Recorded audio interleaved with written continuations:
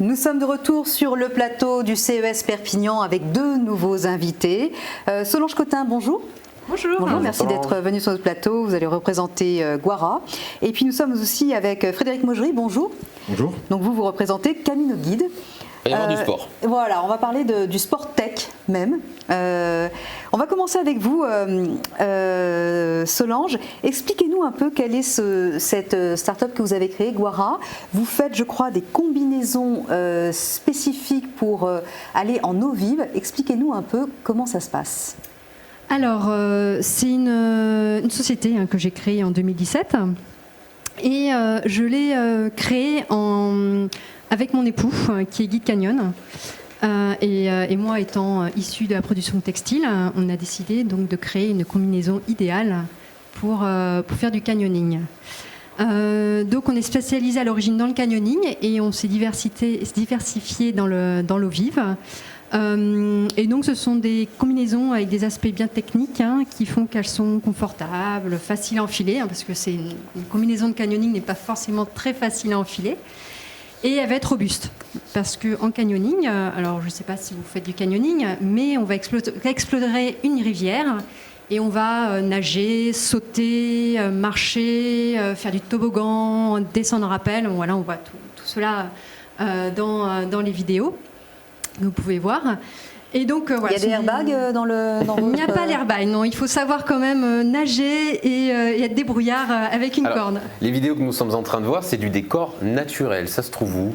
Parce que c'est absolument magnifique. Les canyons, alors il y en a des très très beaux ici dans la région, qu'on soit dans le Conflent, à côté des bureaux de Prades, où on a le fameux Yek qui est très très connu de par la France et même en Europe et dans le monde. Et après, on a aussi des jolis canyons dans les Alberts. Donc, alors là, les images ne sont pas forcément toutes des Pyrénées-Orientales, parce que des canyons, on va en avoir dans les Alpes, dans les Pyrénées, en Ardèche, dans beaucoup d'endroits en France et en Europe. Et pourquoi justement vous avez voulu développer ces combinaisons ? Ça n'existait pas pour l'eau vive ? Alors si, ça existait. Sauf que les combinaisons existantes ne convenaient pas à certains guides. Il y avait des problématiques, que ce soit du confort ou de la solidité. Et donc voilà, j'ai pris le pari de créer cette combinaison. Et ça a marché, parce que Guara... Et quelle est la plus-value justement de vos combinaisons ? Quelle est la plus-value ? Alors la plus-value, leur grosse différence avec nos concurrents, ce seront ces renforts. On a des renforts qui sont très spécifiques à base de Kevlar. Et ils sont novateurs dans le milieu du canyoning. Ils sont extrêmement robustes, mais ils restent souples.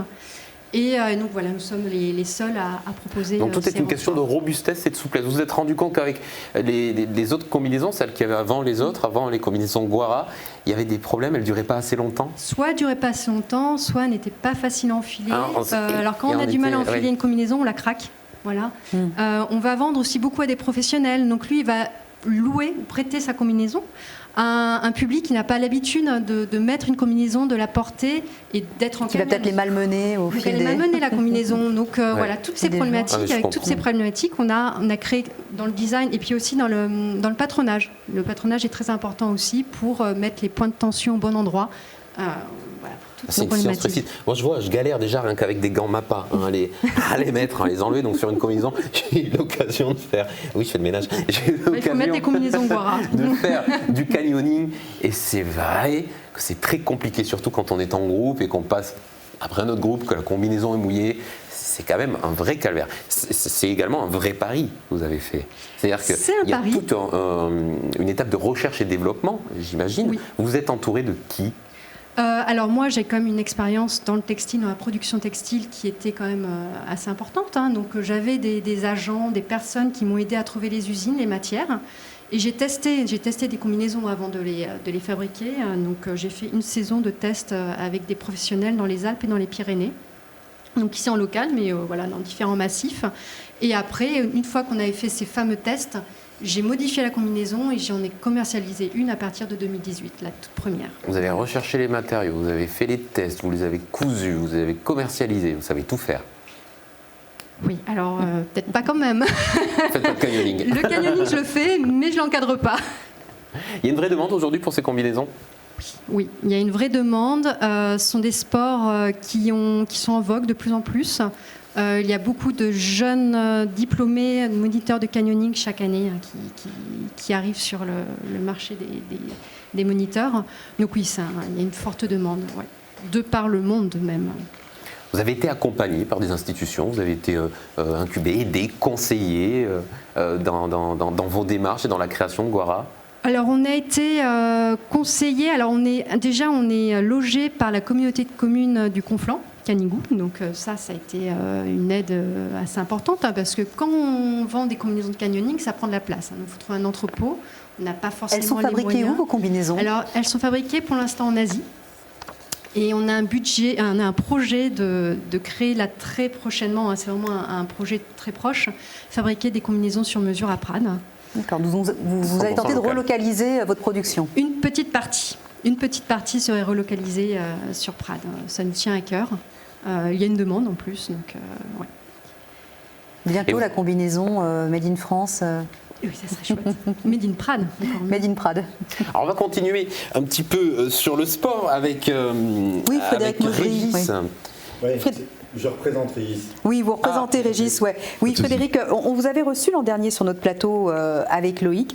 Expliquez-nous un peu où vous en êtes avec Camino Guide. Alors nous, ça fait 3 ans qu'on a lancé l'application. Ça fera 3 ans au printemps 2022. Et donc notre application qui est une solution en fait pour partir à la découverte de la nature sous diverses formes. La première forme, ça va être le sport, sous forme de parcours, de trail, de vélo, etc. La deuxième, ça va être sous une forme culturelle. Vous allez utiliser en fait notre application pour partir à la découverte d'un site culturel sur un territoire donné. Et là, on lance cette année une toute nouvelle fonctionnalité qui va plaire au plus grand nombre, parce que notre appli, le but du jeu, c'est qu'elle propose des activités à toute la famille. On va lancer du ludique, des jeux interactifs pour que la famille puisse s'amuser en partant à la découverte d'un territoire touristique. C'est-à-dire ? Alors, pour rentrer plus dans les détails, ouais.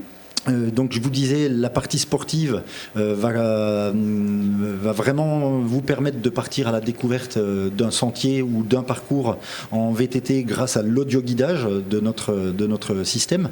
C'est ni plus ni moins qu'un GPS, mais avec les fonctionnalités qu'on a développées, vous allez profiter à 100% en fait des panoramas.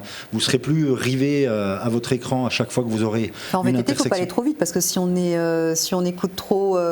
Oui, alors en fait, l'avantage c'est que vous pouvez mettre soit l'écouteur à votre oreillette ou à la rigueur vous laissez votre téléphone à voix haute. C'est une synthèse GPS vocale qui nous parle. C'est un GPS vocal. Est-ce que la voix va nous donner peut-être aussi des indications, des anecdotes sur le terroir, sur la vue, sur la partie culturelle, c'est l'idée, c'est que l'application va vous permettre, si vous n'êtes pas forcément sportif et que vous cherchez plutôt des activités loisiristes, on va dire, vous allez pouvoir partir à la découverte de la cité, par exemple de Montlouis, qui est un site Vauban, tout en étant audio guidé sur votre parcours avec des informations touristiques et culturelles, historiques sur pourquoi, comment la cité a été construite. Donc vous verrez apparaître des photos avec un diaporama sur votre téléphone, et la synthèse vocale va vous expliquer avec les scénarios qu'on va rentrer grâce au logiciel.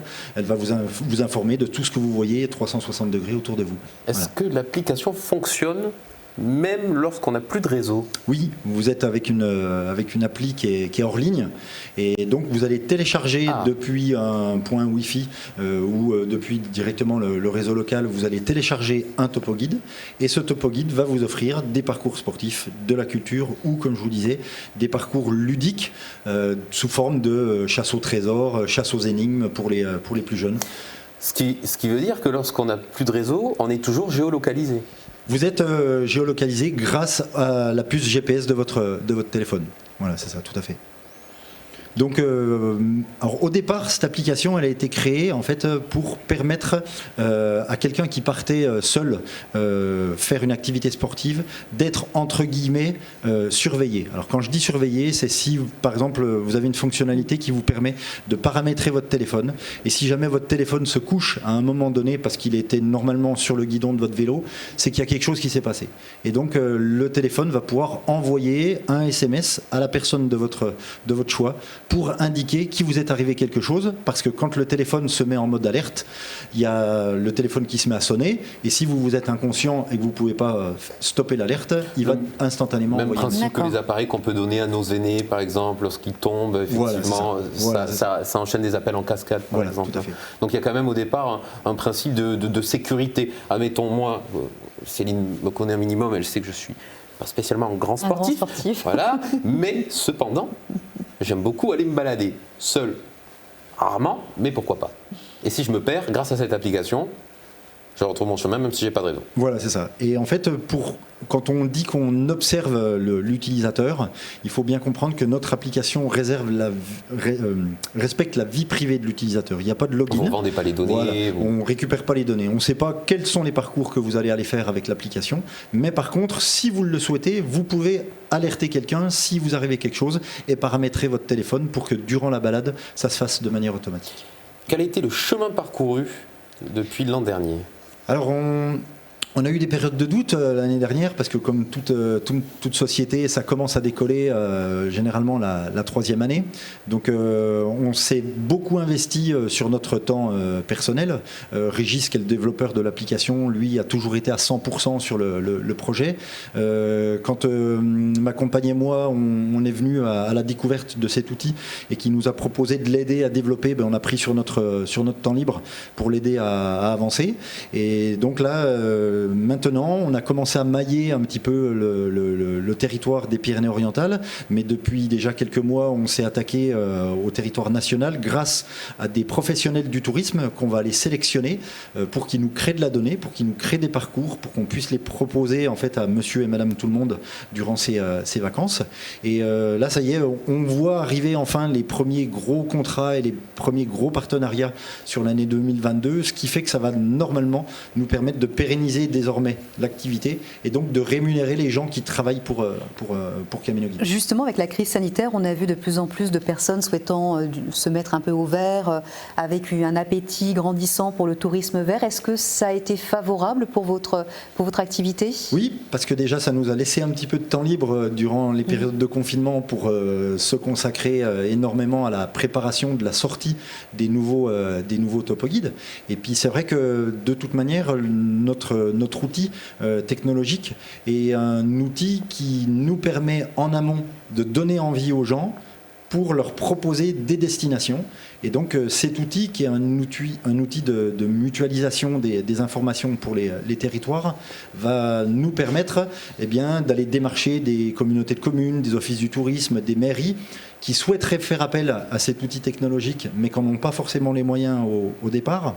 Et donc, en mutualisant une appli qui peut être utilisée par un plus grand nombre, ils vont pouvoir, plutôt que de se payer une application qui coûte 90 000 euros, utiliser notre système pour juste apporter de la data et des parcours supplémentaires à monsieur, madame, tout le monde qui vient en vacances sur ce territoire-là, avec un moindre coût.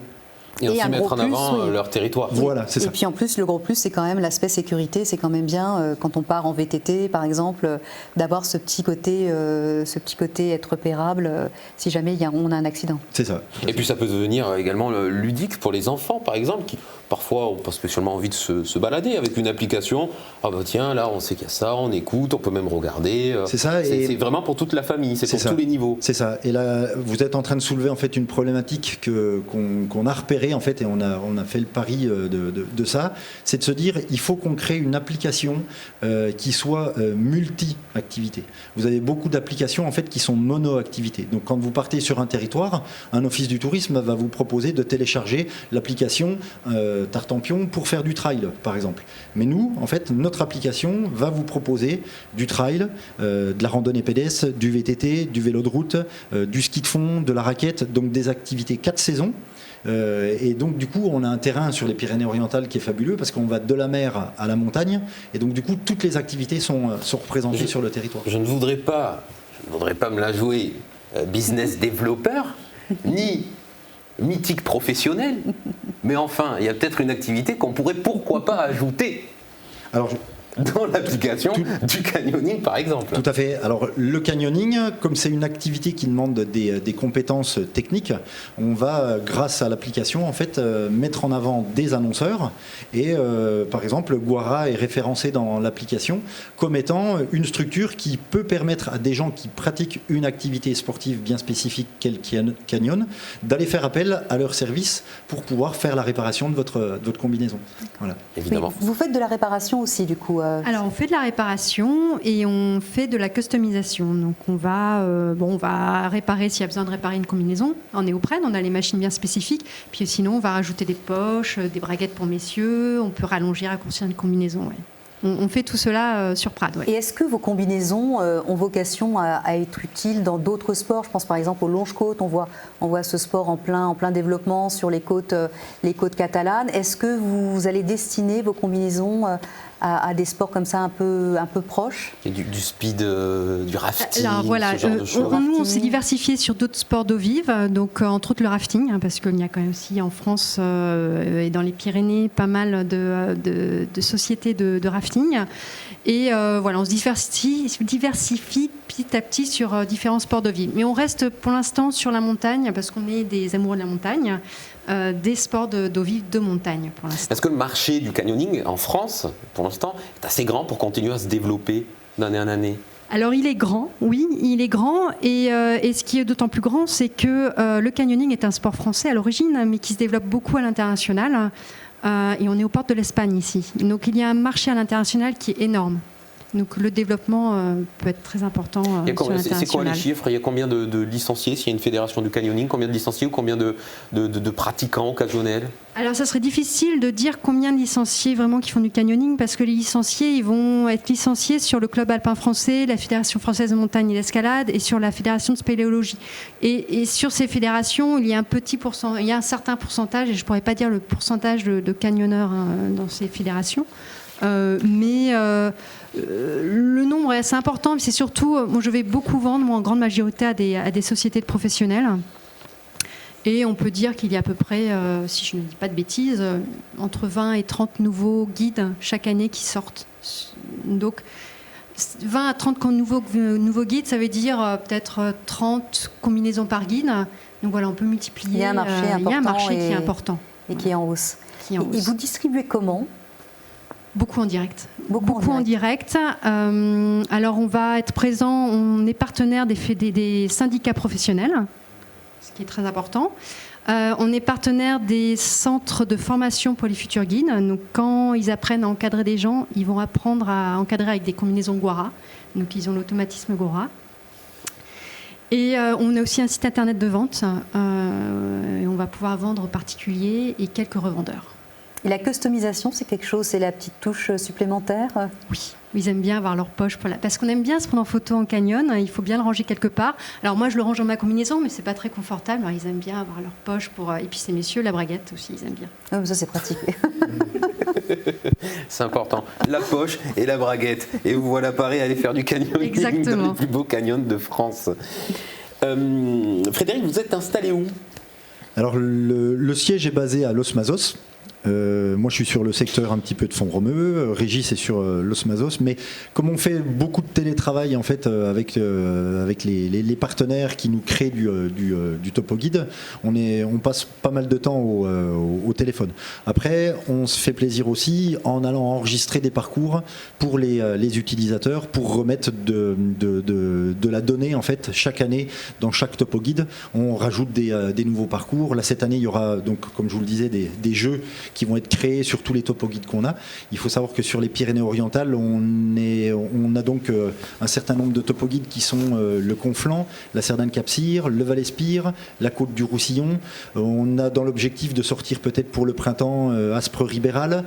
Si on est proche du département des Pyrénées-Orientales, on a déjà la Gliffenouillette, on prépare les Corbières. Donc on est en train petit à petit de s'étendre parce qu'on va à proximité, nous, personnellement, pour aller créer de nouveaux topo guides sur les départements voisins, mais on recrute des gens qui nous créent de la donnée et des parcours dans toute la France. Donc on a déjà des parcours sur le Cantal, on en a désormais dans le Périgord, on est présent dans le Jura, le Doubs, les Alpes, le Briançonnais, et puis on va s'étendre sur la Corse. On a plein de topoguides en préparation, une bonne dizaine de topoguides en préparation pour la sortie 2022. Je vais vous poser la même question qu'à Solange et Guara. Est-ce que Camino Guide a été aidé à ses débuts? Est-ce que vous avez été incubé? Est-ce que vous êtes passé par une pépinière? Est-ce que vous avez reçu de l'aide, des conseils d'une institution? Non, pas forcément. À ma connaissance, on a participé à pas mal de salons, etc. Alors c'est ce qui est très compliqué au départ quand on participe. On est allé à Agde de participer au salon de la technologie et du tourisme. Et c'est vrai que quand on est une start-up et quand on développe un outil comme celui-ci, quand on n'est pas forcément connu et que vous dites on a le meilleur produit du monde, au début on a du mal à vous croire. Mais quand on s'aperçoit qu'on a fait le pari cette année de ne pas faire de levée de fonds, alors qu'une structure qui était concurrente à la nôtre a fait une levée de fonds de 7 millions d'euros et qu'on est persuadé qu'on a un outil qui est peut-être meilleur qu'eux, et on est parti sur un objectif qui était de travailler sur de la qualité. Donc on a vraiment pris le temps et encore maintenant on a du retard sur la partie commercialisation, mais parce qu'on a pris le temps de développer vraiment des fonctionnalités qui sont très pointues, et bien d'un seul coup on a des gros partenariats comme je vous disais sur l'année 2022 avec une fédération qui vont aboutir, et ça va être des millions d'utilisateurs. Donc si justement on a pris le temps de créer un outil technologique qui réponde vraiment à la demande, et bien tout de suite derrière, je dirais que entre guillemets la commercialisation finira par se faire d'elle-même en fait, parce que le bouche à oreille, grâce à la qualité qu'on aura de notre outil, va se faire très très très bien. Et votre avancée technologique a supplanté votre concurrent qui avait un côté commercial plus agressif. Oui, c'est ça. Eux, ils ont, grâce à des levées de fonds en fait, et à de l'investissement financier bien plus important que nous, et bien, ils ont réussi à utiliser plus de main-d'œuvre en fait, pour pouvoir aller chercher des clients très rapidement. Un gros coup de communication, forcément. Voilà, c'est ça. Et de la com, alors que nous, pour l'instant, notre com, on l'a pas faite, mais comme on est allé chercher des techniciens de terrain pour nous faire du relevé de parcours, et qu'on a sur tous nos topoguides quelqu'un qui est sur place, qui est référent, eh bien on peut à tout moment aller corriger des parcours. Alors que d'autres structures, des plus grosses start-up qui étaient gérées depuis les Alpes, vendaient du parcours dans les Pyrénées ou sur un autre massif et n'avaient pas forcément quelqu'un pour répondre du tac au tac à une problématique sur le terrain pour aller faire de la correction d'audio-guidage. Et votre modèle économique, donc ça repose sur ce type de partenariat avec des fédérations sportives, avec des... Oui, alors notre modèle économique, en fait, on a plusieurs possibilités en fait, de faire vivre la société Camino Guide. Ça va être soit d'aller chercher des annonceurs, comme on disait tout à l'heure, Guara, ou un restaurateur, un hébergeur qui va vouloir être visible dans le topo guide, qui va payer une cotisation qui est assez faible, de l'ordre de 150 € en gros. Sur le principe de Waze. Voilà, on va payer pour apparaître dans l'application sur le chemin. Voilà, vous faites un parcours et vous vous apercevez que le long de votre balade randonnée pédestre ou VTT, vous avez un petit restaurateur qui est là pour vous proposer quelque chose, ou un producteur de pays. Et puis après, grâce justement à la notoriété qu'on va prendre désormais petit à petit, on va pouvoir aller démarcher plutôt des institutions, des communautés de communes, des offices du tourisme, qui, parce qu'on a créé un maillage des professionnels sur un territoire, vont se dire pourquoi on irait faire appel à une application qui est à l'autre bout de la France, alors qu'on a sur chaque topo guide un professionnel qui est là pour répondre à nos attentes. Donc en fait, on a sélectionné des éducateurs sportifs qui connaissent très très bien leur territoire, qui vont pouvoir aller enregistrer des parcours tout en connaissant les attentes du public. Voilà. Alors on a beaucoup de touristes étrangers. Est-ce que le guide est en différentes langues ? Oui, tout à fait. Alors c'est un petit peu pour ça que les Pyrénées-Orientales se prêtent très très bien au développement de notre application. C'est parce qu'on a la frontière espagnole qui est juste à côté. Et donc on a traduit, toutes nos fiches sont traduites en espagnol ou en anglais. Donc si vous êtes en espagnol et que vous venez sur le territoire français, vous téléchargez l'application Camino Guide. Et même dans les Alpes, vous aurez vos parcours qui vous seront présentés dans votre langue natale en espagnol et vous serez aussi audio-guidé dans votre langue natale. D'accord. Donc les Anglais qui viennent à la découverte du territoire, qu'ils soient sur la côte du Roussillon ou en Cerdagne, vont pouvoir découvrir des prestataires et aller faire des activités sportives, culturelles ou ludiques dans leur langue natale. Vous avez combien d'utilisateurs jusqu'à présent ? Alors, ça fluctue en fonction des périodes de l'année, bien entendu. Là, on a perdu du téléchargement parce que c'est surtout sur la période estivale que l'appli est le plus utilisé. Mais par exemple, cette année, on a dépassé les 10 000 téléchargements. Mais nous, ce qu'on ne regarde pas, on regarde pas les téléchargements. C'est plutôt l'utilisation. Voilà, l'utilisation. Donc on sait qu'on a, grosso modo, on a plus de 2000 personnes qui ont l'appli dans leur téléphone et qui ne la désinstallent pas. Donc ce qui veut dire que c'est des gens qui restent à vouloir utiliser l'appli Camino Guide et pour changer de territoire. Voilà. Et là, avec votre nouveau partenariat, vous allez pouvoir... en partant sur un partenariat avec une fédération qui est importante en France, qui représente des millions d'utilisateurs, là d'un seul coup, je pense que cette année, ça va être un coup de projecteur énorme. Voilà. Okay. On va repartir du côté du canyoning un petit peu, parce que moi ça m'intéresse. Vous avez créé ces combinaisons de canyoning, est-ce que vous avez l'envie de créer d'autres choses chez Guara ? Toujours. On a toujours envie de créer des nouvelles choses. On travaille beaucoup avec nos partenaires et puis on a des ambassadeurs de marque. Et on a en permanence le cerveau qui marche à 200 à l'heure.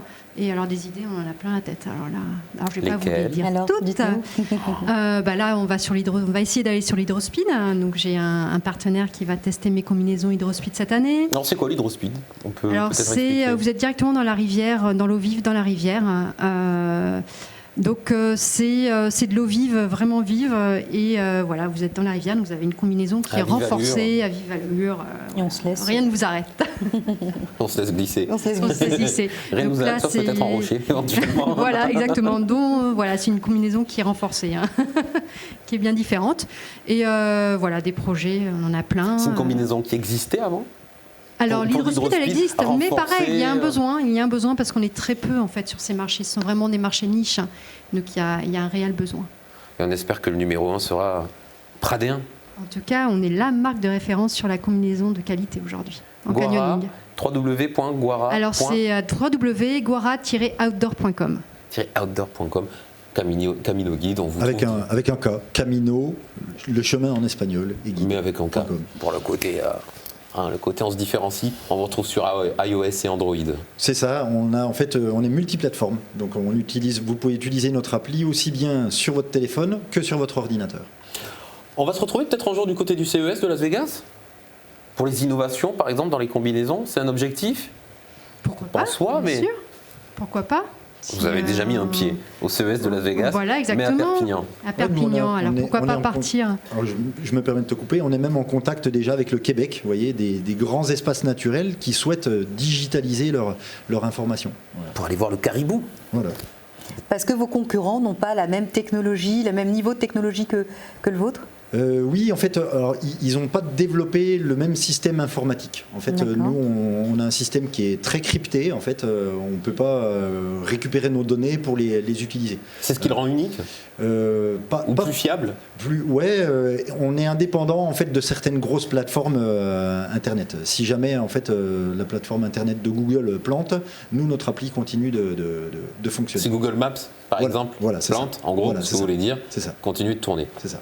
Mais comment ils ont su que vous aviez cette technologie ? Comment ils en sont venus à vous ? Eh bien, c'est en participant, alors je ne sais plus si c'est à la dernière French Tech ou à un salon tel quel, par le biais d'un réseau, ils commençaient justement à rechercher un outil qu'ils n'avaient pas à l'étranger au Québec.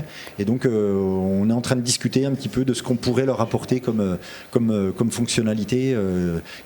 Parce qu'on peut rajouter notre application en fait n'est pas basée sur des fondations en fait informatiquement parlant. C'est plein de petits cubes qu'on peut rajouter. Alors que certains partenaires en fait ont créé une appli sur laquelle il y a une base qui est pyramidale. Et en fait la base qui est pyramidale, vous pouvez pas la faire en en vous écartant de la base. Voilà. Et donc du coup c'est là un petit peu notre force, c'est qu'on peut rajouter sans arrêt de nouvelles fonctionnalités à l'appli. Merci. Ok. Merci beaucoup Frédéric d'être venu nous présenter Camino Guide. On aura le plaisir de l'utiliser et de pouvoir aller se balader pour commencer dans les Pyrénées-Orientales en toute sécurité grâce à votre application. On aura également le plaisir d'aller faire du canyoning en toute sécurité et en toute élasticité également, il faut le dire, grâce aux produits Guara. On peut peut-être même faire appel à votre époux pour aller Exactement. se faire guider Pour tester. pour tester. Oui. On sait qu'on pourrait le retrouver. Alors sur entreterreeau.com. Voilà. Entre terre et eau. Voilà, C'est tout dans les attaché. Pyrénées-Orientales. La boîte est dans les Pyrénées-Orientales et après, il peut vous emmener partout où vous voulez. Merci beaucoup d'être venu sur le plateau de ce CES 2022 ici en plein cœur de Perpignan.